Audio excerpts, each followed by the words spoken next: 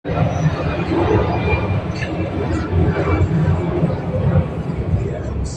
sa bahay ka kasi. Rick! What? A creeper? It's a Minecraft creeper right in our living room! God, I think you've been playing video games too much. Hoy. Come on! I'm telling you, there's a creeper in our house! Hi guys, good morning. Ayan, panibagong araw na naman ngayon. Siyempre, medyo hindi maganda yung aking ichichismis or ikwento. Kasi nga, Let's push together the items.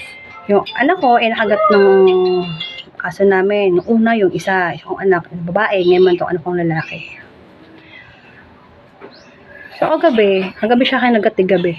Kagabi, dinala namin siya dun sa center kasi meron palang 24/7 na animal bite dito sa amin sa Taguig. So, at diba, malaking pasasalamat namin kasi naturukan agad yung anak namin. So, yun nga lang kasi nakakalungkot kasi after 14 days nga papakawalan ano na namin sa barangay yung alaga namin. Tapos pati din yung mga anak niya,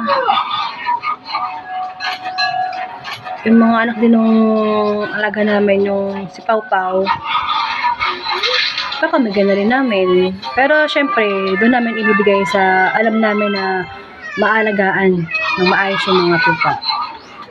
Kasi yung mga alaga namin kung tutusin, hindi naman din iba sa amin. Mahalaga sa amin, tsaka mahal din namin. Yung nga lang, syempre, mas ipa-priority namin yung ng mga anak namin. Lalo ngayon, yung dalawang anak ko na nakagat. Katalaga namin.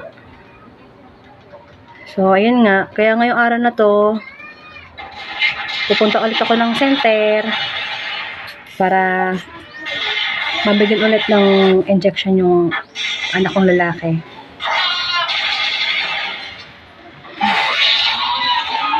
Nakakalungkot kasi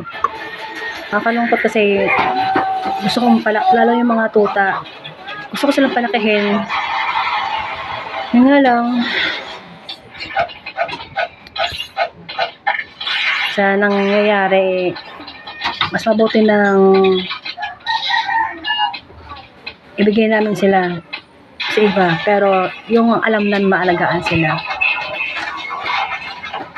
So guys, hanggang dito lang muna yung aking video at mag-aasikaso na kami para makapunta na ng center. Kami ng mga anak ko.